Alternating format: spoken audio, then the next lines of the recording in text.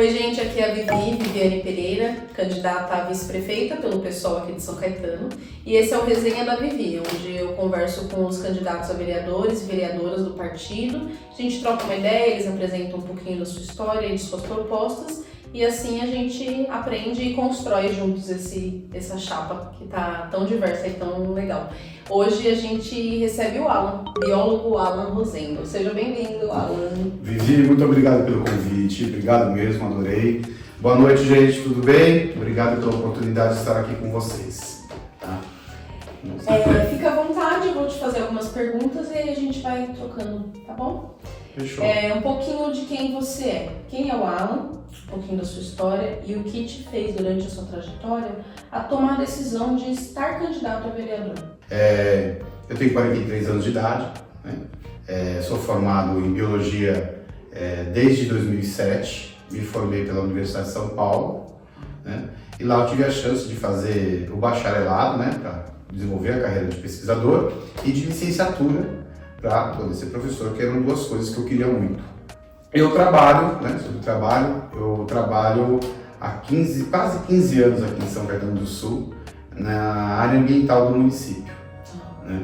Antes de vir para cá, eu trabalhei um tempo como educador de socioambiental, no SESI, trabalhei um período no Butantan, no laboratório de produção de soros, né? Soros antiofídicos, né? Nós chamamos lá de soros hiperimunes.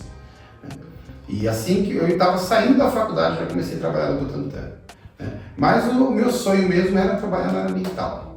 Então, lógico, você vai arrumando os seus primeiros trabalhos, empregos, você vai no que aparece de oportunidade. Né? Você vai testar também, vai conhecer, vai fazer estágio, né? Para que eu veja o que te agradar mais. E conforme o tempo foi passando, essa questão da área ambiental para mim foi muito forte. Né? Então, é isso. O Alan acabou prestando um concurso para trabalhar em São Caetano em 2009, foi convocado em 2010 para trabalhar aqui, e aqui estou, né, já passando por um período aí de várias experiências dentro do meio ambiente. Né? Que legal, então você é um profissional, um servidor concursado do município. Sim. O cargo inicial, quando você prestou, qual que era? Biólogo. Eu fui o primeiro biólogo concursado na cidade para a área ambiental, e eu fui pela antiga Secretaria de Meio Ambiente, o primeiro funcionário concursado contratado. Que legal. Tá? Os outros profissionais que compunham a Secretaria do Meio Ambiente, eles eram transferidos de outras secretarias ou comissionados, né? Que vieram por acordos políticos, né, para desenvolver trabalhos nessa área ambiental. Né? Então, eu entrei aqui em novembro de 2010 e já fui trabalhar diretamente com arborização urbana. Arborização de parques, o cuidado das árvores, como fazer esse cuidado, qual é o manejo que nós devemos ter para a vegetação, né? E obviamente eu já tinha trabalhado um tempo antes também no IPT, eu trabalhei no laboratório de madeiras, e lá eu aprendi muito sobre cupins, fungos, coleta de material biológico em vegetação, foi de algumas expedições que eu fiz com a faculdade, algumas com estágio. Né? E lá eu aprendi muito sobre madeira, então eu entendi a biodiversidade, tá, das nossas florestas amazônicas, Mata Atlântica, Caatinga, Cerrado, né? Outros ecossistemas que também têm vegetação, também têm espécies arbóreas. Né? Eu conheci por muito tempo, quase 3 anos no IPT, no Instituto de Pesquisas Tecnológicas, no setor de área florestal. Né? E fui trabalhar com a anatomia da madeira, para identificar a madeira. E o que me deixou aquilo muito empolgado foi de um curso que eu pude participar, que foi do treinamento da Polícia Militar para as apreensões de madeira ilegal. Então foi quando eu cheguei pela primeira vez no que eu mais sonhava em fazer, que era realmente fazer com que essa área ambiental fosse respeitada, que a biodiversidade, a natureza fosse usada de forma consciente. Então quando não existe a consciência, a gente entra com a pena, né? Com a titulação de crime, né? Com não há bom senso. Então, eu participei desse treinamento e era muito útil, né, na apreensão dos policiais reconhecer se era o eucalipto, o IP, né, o pau-brasil, né, ou se era um pinus, uma espécie comercial, que permitia aí a sua extração, o seu manejo, enfim. Então foi legal. E quando eu vim para cá, né, eu vi um outro uso da vegetação, que é utilizar a vegetação tá? Para ornamentar a cidade, deixar a cidade mais bonita, tá? Uma vegetação, uma floresta com certos objetivos. Então isso eu fui entendendo quando eu vim trabalhar com a arborização urbana aqui. Então inicialmente comecei com os laudos e tal, depois eu comecei a entrar no planejamento, como planejar essa arborização, como pensar. E aí eu fui compreender, durante o trabalho, durante o exercício do meu trabalho, o que era infraestrutura verde. Então se fala muito em infraestrutura, desenvolvimento. Na verdade, a vegetação na cidade ela tem condições muito diferentes da mata. Tá? É diferente, né? O entorno, os conflitos, né? Na mata ela está lutando para sobreviver ali. Né? No espaço, só com outras árvores, e com animais, com pragas, doenças, né? Sol, chuva, alagamento, seca. Né? Na cidade ela passa por tudo isso também, porém ela tem outros conflitos, né? Principalmente, né? o ser humano, né? Que se incomoda muito com a sua presença e que, por uma questão histórica, tá? de arquitetura, de ocupação de cidade, ou falta, né? de um planejamento de ocupação do espaço, né? A gente foi criando uma certa ressalva com a questão das árvores. Então eu comecei a vivenciar aqui no município que a árvore era problema. E isso para mim era uma contradição absurda. Como que a árvore pode ser problema, né? Se a gente inclui a vegetação no espaço urbano para dar mais qualidade de vida para as pessoas, por que as pessoas não enxergam qualidade de vida relacionado com a vegetação, com as árvores e tudo? E aí a resposta era clara: não, eu gosto de árvore na frente da casa dos outros. Eu gosto de árvore quando eu vou para a praia, quando eu vou para o interior. Mas na minha casa não. Me traz muitos problemas. Então comecei a entender também essa visão que as pessoas tinham da vegetação. Porque eu imagino o seguinte: para fazer um bom trabalho precisa ter uma aceitação da população, da comunidade. É difícil você impor algo.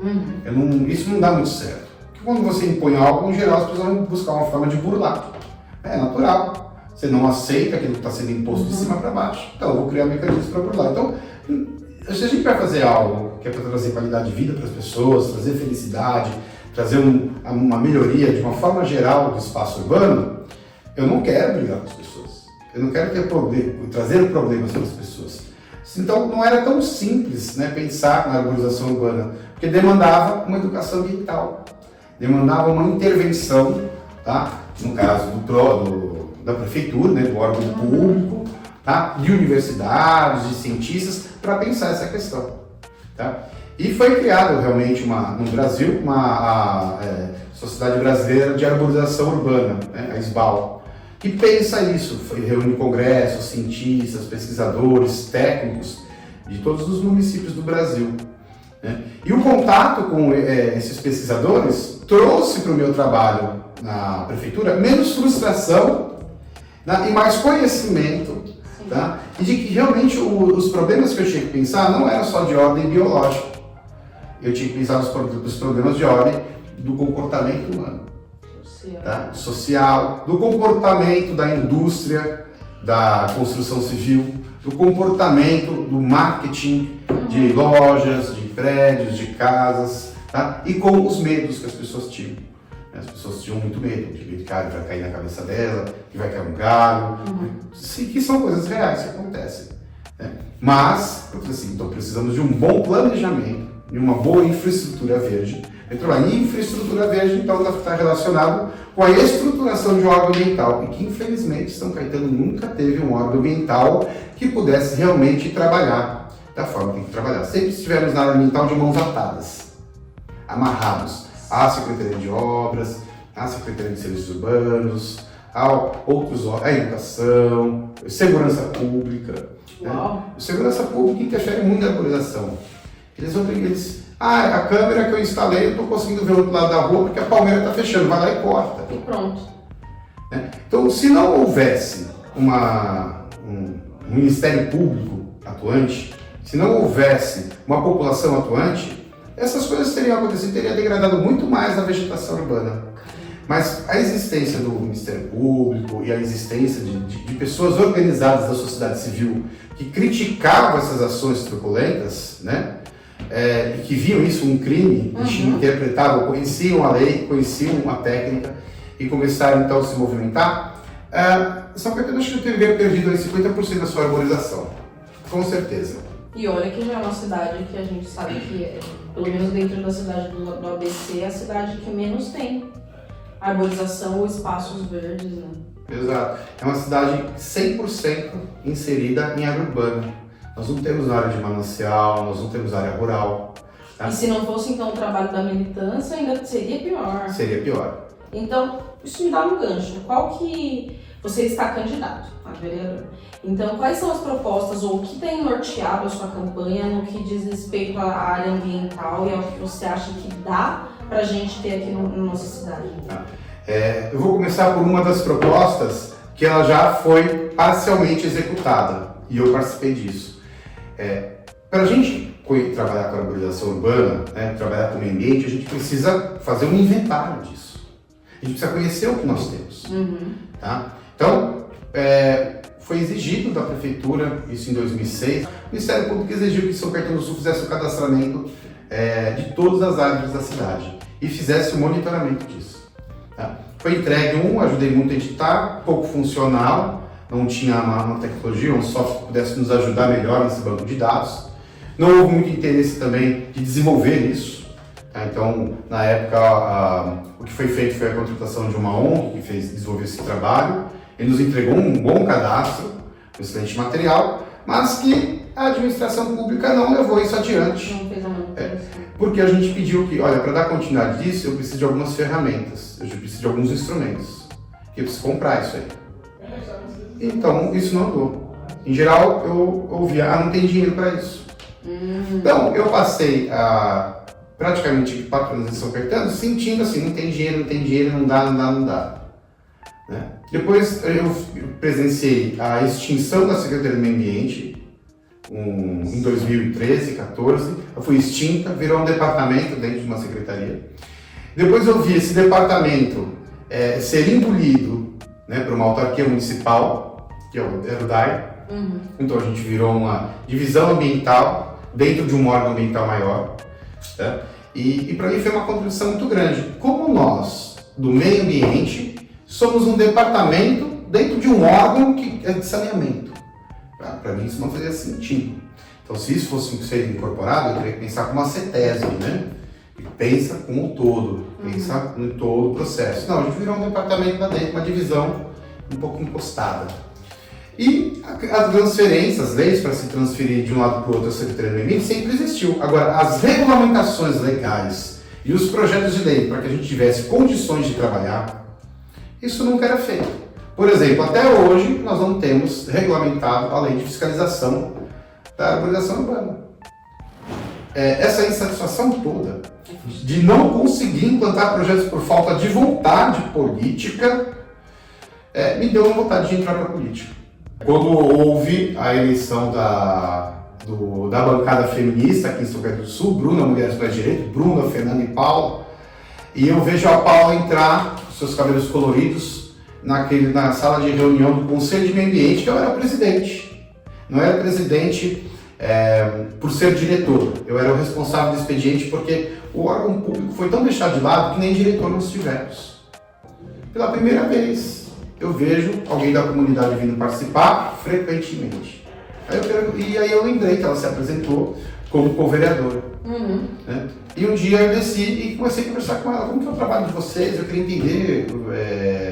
Eu não participo da política, né? Só que naquele momento, como presidente do Conselho de Meio Ambiente, responsável pela área ambiental, que eu fiquei 4 anos aproximadamente, um pouquinho mais, a Paula começou a fazer questionamentos. Eu não concordo com isso, concordo com aquilo. E o vereador que era responsável, era membro do conselho, nunca veio. Ou veio na primeira vez, né? Depois não vinha mais. Né? E ela que era co-vereadora, que ela não tinha assim, eu falei assim, pô, peraí, lógico, não teve uma eleição do Conselho de Meio Ambiente. Isso aqui todo mundo foi indicado a dedo pelo prefeito. Então, o órgão ambiental, ele não é paritário. Isso também me incomodou. E eu tentei fazer esse trabalho junto na instituição, tá? E por diversas vezes fui tolhido de poder ir até o final. Então, eu tive vários projetos que foram arquivados. né? Projetos importantíssimos para a cidade que a gente pode também começar a falar sobre eles. Né? Então, pode ficar à vontade, porque eu estou aqui só anotando na minha mente para incorporar no nosso programa de governo também, porque a nossa chapa, né, todo o nosso partido, ele tem um denominador comum, que é o ecossocialismo que a gente traz como bandeira, né, como pauta mesmo para nós. Então eu estou ouvindo com muita atenção. Nós não temos no município um cuidado com a fauna nativa. Então o que nós temos é um improviso, né? Um setor que pega o animal e põe numa gaiola até ficar bonzinho, né? E contou muito com o apoio, eu levei muito animal no meu próprio veículo. Então, para exercer o meu profissional, o meu juramento de biólogo, defender a vida, eu tive que cometer crimes ambientais, né? Como dito, né? Porque você transportar um animal no seu carro é um crime. E o órgão público, que não é um instrumento técnico para poder trabalhar adequadamente, ele está cometendo o quê? Um crime de prevaricação. Então, o meu crime era atenuado pela prevaricação da própria instituição. Mas o que mais me incomodou em geral, para as construtoras, o que interessa, né, o que dá dinheiro é asfalto e concreto. Sim. Né? Ao invés da gente investir no setor de fauna, onde a gente criou, junto com o Conselho de Meio Ambiente, as diretrizes, avaliamos a legislação estadual, fizemos uma apresentação prévia do que teria na nossa lei para criar o setor de fauna dentro de São Caetano do Sul, né? E a gente chegou que a gente seria enquadrado no que a gente chama de setas. A gente precisaria de um centro de triagem de animais silvestres, que o mais importante, o mais emergencial agora, era ter condições de atender os animais atropelados, animais mutilados, animais que foram alvos de tiro, de chumbinho, né? Ou de tiro mesmo, animais que se machucam nos pesqueiros e lagos municipais com anzóis. Então veio muita garça, bibar com a asa rasgada, garça que já não voava mais, né? Garça com anzol enfiado na traqueia. E assim, minimamente a gente não tinha condição nenhuma de dar um tratamento para isso, porque nós não temos na cidade, né, um espaço adequado para animais silvestres. Então o que a gente propôs? Aquela linda Rua da Paz ficou fechada por mais de 20 anos para um depósito de entulho. E a gente foi paulatinamente conseguindo tirar o entulho, conseguindo tirar carro abandonado, tirar carro apreendido, tirar veículo velho, tirar lixo, tá? Até que em 2020, 2021, eu apresento uma proposta de projeto de lei para o meu chefe, tá? E encaminho uma cópia para o presidente da Câmara e para o gabinete do prefeito, transformando aquela rua em parque. Porque aquela rua abandonada, aquele trecho abandonado há mais de 20 anos juntando entulho, se transformasse num parque. Então a gente iria ampliar em mais ou menos 6 mil metros quadrados o Parque Botânico, e seria o Parque Botânico que ao lado seta centro de triagem de animais silvestres. Né? Mas a municipalidade preferiu fazer uma rua. Quando eles viram que a gente estava avançando com essa legislação, com essa demanda, eles trataram logo de fazer uma rua. Que terminou de arrancar uma puta área bonita na Estrada das Lágrimas, uma área verde permeável, cortando raízes das plantas, mutilando as suas copas, fazendo o pior trabalho possível no trato da vegetação. E metendo concreto. E metendo concreto, vai lá abaixo. Concreto, asfalto, para contribuir com o aquecimento local, que são as ilhas de calor. Pensando, né, no lema, né, e se a cidade fosse nossa, né, eu achei maravilhoso esse tema. Porque é isso. A gente só vai mudar a política ambiental quando a política ambiental for feita por nós. Então, a minha motivação é reconhecer que esse é o único caminho possível agora para a gente alterar o caminho que a gente tem seguido na cidade de uma má gestão ambiental. Então, minha ideia era, vamos transformar o que são propostas, pequenos projetos, numa coisa mais ampla. Numa gestão onde a sustentabilidade verdadeira, real, seja implantada. Os políticos da atualidade, que em grande maioria comandam o município, não estão preparados para isso e não querem se preparar. Mas nós estamos preparados.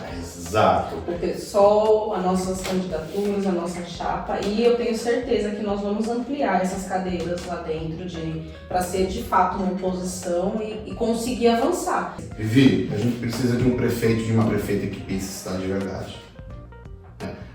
Porque eu acredito que a candidatura do PSOL para prefeito aqui, ela só tem a crescer a participação das pessoas.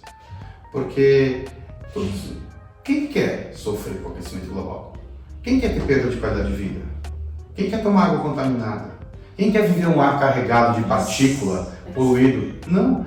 Então, eu vou dizer para você até mais. Tá? Essa possibilidade que vai se abrir para a gente nessa eleição é uma chance de a gente fazer, não é a vitória da esquerda, é a vitória da humanidade, da natureza. Porque essas pessoas que estão atuais não resolveram os problemas. Então, reafirmando o que você falou, nós temos pessoas preparadas em diversas áreas. Temos. Tá? Competentes, técnicos que se incomodaram com isso da mesma forma que eu, que não conseguiram fazer o seu trabalho. Tá? Porque a mudança dos padrões de consumo, de vida e o trato que a gente tem que dar com a natureza e com a própria saúde humana, ela não tem que ser mudada daqui 20 anos. Tem que ser mudada hoje, todos os dias. Tá? Dentro disso, né, tem um item importante. E tudo isso tem uma origem, né? Então por que a gente fala que é ruim essa gestão?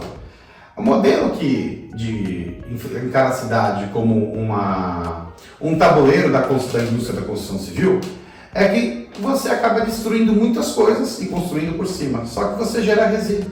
Você descarta pessoas que não têm condições suficientes de comprar um imóvel nessa especulação imobiliária e você descarta materiais e quase nunca são reciclados. Então a gente vai gerando montanhas e montanhas de resíduo. E para se fazer montanhas e montanhas de resíduo, a gente demoliu. Para se construir um novo, nós pegamos uma montanha cheia de vegetação e a gente destrói essa montanha inteira. A gente faz pedreira, a gente retira a terra, retira a vegetação, mata os animais, a gente retira a rocha, polui a água e depois abandona lá, colocando umas plantinhas. Então, quando eu vejo a forma como a gente lidar com todos os processos de gestão das atividades humanas, a gente está ainda pensando que a gente tem uma fonte infinita de recursos e que tem espaço infinito para guardar o resíduo que a gente produziu. Então, uma parte dos projetos que eu tenho para a campanha, tá, envolve uma gama de ações dentro do conceito que a gente tem de resíduo zero. A única forma que a gente tem de verdade, de fato, para começar a pensar em meio ambiente e sustentabilidade é ter resíduo zero. Então, aqui basicamente, mais da metade do resíduo produzido na cidade é orgânico. Uhum. E ele é destinado para um aterro sanitário, sem nenhuma utilidade. Esse resíduo orgânico ele tem diversas utilidades. Primeiro, ele pode gerar energia através de processo de biodigestão. E aí, depois do final do processo de digestão, o resíduo, né, o que sobra, né, o resíduo e o efluente, ele pode receber um tratamento para se tornar um adubo líquido para a produção agrícola. Tá? Então, os caminhões vêm trazendo os alimentos para a gente e caminhões deveriam voltar levando os insumos para se produzir de novo, para fazer resíduo. Senão a gente poderia reciclar 100% o resíduo orgânico. Só se fala em reciclagem de papelão e latinha, né? Mas é reciclagem do orgânico. Então, a gente tem condições de iniciar com projetos, tá? Tantos projetos para a população poder fazer na sua própria casa, quanto projetos de transformar em grande escala a compostagem de todo o resíduo orgânico, para a gente não gerar um resíduo, mas sim um produto que pode ser incorporado na cadeia produtiva da agricultura. Caramba, que aula, é muito bom ouvir isso, porque a solução tem jeito, falta vontade política, realmente. Vontade política. E pensando no sistema, a gente fala da nossa postura socialista, mas nós vivemos um sistema capitalista. Sim. Tá? Então, e eu entendo que a forma como eles pensam lucro é diferente da forma que eu penso lucro. Tá? Mas uma coisa importante quando a gente investe nessas tecnologias verdes é a geração de renda e emprego de alta qualidade técnica e de bom retorno financeiro. Porque quando você deixar de gastar, como a cidade gasta, 10 milhões de reais por ano para enterrar lixo, se você investisse 1 milhão de reais para transformar esse resíduo em produto, não vou falar dos outros resíduos, sobraria pelo menos 4 milhões. Se metade é orgânico e eu invisto 1 milhão por ano para fazer o tratamento desse resíduo orgânico para virar insumo para a agricultura e bioenergia, tá? Significa que eu vou economizar outros 4 milhões, que eu não vou destinar nada disso para o aterro sanitário. Então 4 milhões que me sobram novamente para reinvestir na área ambiental, para reinvestir em emprego e renda. Então se não há alguém da área privada interessado em tocar um negócio desse, nós podemos desenvolver uma empresa pública ou dentro do órgão público, tá? Um fomento a esse tipo de tecnologia. E tem espaço, tem condição, tudo. E não precisamos começar com projetos mirabolantes, os projetos são muito simples para começar. Tá? É exemplo da Prefeitura de São Paulo, que faz compostagem de resíduos de poda e resíduos da feira. Então, você gera um adubo orgânico, que são utilizados nas obras comunitárias de São Paulo. Agricultura familiar e tudo aquilo de top. Já puxa tudo. Opa, eu tenho espaços na cidade que são feitos agricultura urbana, tá? Que gera emprego, né? Gera renda, gera felicidade, porque é uma experiência fenomenal, fantástica, trabalhar nessas obras comunitárias como voluntário, né? Ver a distribuição de alimentos gratuita. O alimento orgânico, livre de agrotóxicos, é uma indústria da vida. Primeiro porque o produtor agrícola recebe um retorno financeiro melhor do próprio trabalho. Quem vai comer esse alimento, tá, vai ingerir algo livre de venenos, ele vai se prevenir de diversas doenças. Então ele vai ter uma melhoria na qualidade de vida e um aumento da sua longevidade. Então viver mais com qualidade. E isso já gera uma outra economia no sistema de saúde. Menos pessoas doentes, menor pressão sobre o sistema de saúde. Quando a gente trabalha com o meio ambiente de forma séria e correta, com projetos, tá, com técnica, a gente gera economia para outros setores. Não dá para a gente mudar do nada, a gente tem por onde começar, a gente pode começar por um aspecto. Então a gente poderia simplesmente cumprir a própria lei e os contratos que a Prefeitura tem hoje, que é destinar o resíduo da poda, tá, para triturar e fazer compostagem. Isso já está previsto no contrato de prestação de serviços pela terceirizada de São Caetano do Sul, e que não é executado de forma de qualidade, senão não gastaríamos 10 milhões para enterrar resíduo. Estou falando de algo que eu trabalhei em 14 anos. Eu vi todos os dias. Então, como uma pessoa qualificada para isso, essa representatividade do meio ambiente, dessa pauta que não dá mais para a sociedade caminhar apartada de pensar meio ambiente e sustentabilidade, não dá mais. A gente já chegou no fim, a gente já ultrapassou todos os nossos limites. Então vamos lá, elegemos Alan, o biólogo Alan. Lá no final de 2028, no final de 4 anos de mandato, você olha para trás, qual que é o legado? O que o Alan, o biólogo Alan fez esses 4 anos? Vou falar de um índice, o primeiro, que foi o início da nossa conversa, arborização urbana. O nosso índice hoje de cobertura de copa é de menos de 10%. A Organização Mundial da Saúde recomenda no mínimo 20%. Então, vamos fazer o mínimo? Né? Vamos fazer 20% de cobertura da cidade com vegetação? Né? Então, isso seria um dos objetivos práticos do final de 4 anos. Tá? Ah, mas você vai ser vereador, você não é do executivo. Mas para que o executivo possa trabalhar, precisamos fazer as leis. E elas não existem de forma eficaz. Não são leis completas. Então é isso. Todas as leis que no final do mandato as pessoas vão ter em mãos são leis completas, leis funcionais e que criam instrumentos para uma boa gestão ambiental. Tá? O outro resultado, todo resíduo de poda não será mais gasto dinheiro público para enterrá-lo. Ele será destinado de forma mais ecologicamente aceita, que é para cobertura de solo, cobertura de pistas de caminhada e compostagem. Eu apresentei um trabalho também, e esse eu gostaria muito que ele fosse feito, sim, isso é trabalhar ativamente nisso, porque existe mais de 14 bilhões de reais parados no fundo perdido da Agência Nacional de Energia Elétrica, para financiar uma usina de microgeração fotovoltaica no terminal rodoviário que existe e na garagem de ônibus que existe também na cidade, que teria condições de sustentar uma frota toda composta por ônibus elétricos. E estou falando, a proposta é reduzir a emissão de poluentes atmosféricos por combustível fóssil, utilizando um recurso que está parado e que nós temos acesso a fundo perdido. Algo que não custaria nada para o próprio público municipal. A gente tem 2 caminhos. A agência que vai fazer isso para a gente é a própria Enel. A Enel recebe esse projeto nosso, solicitando recursos junto à Agência Nacional de Energia Elétrica, que é um edital publicado no mês de março. Entre março e maio todo ano é publicado esse edital. Tá? Isso. E energia fotovoltaica em todos os prédios públicos que forem viáveis tecnicamente falando. Então a gente precisa transformar nossa matriz energética. Porque o qual problema ambiental do mundo é a fonte de energia.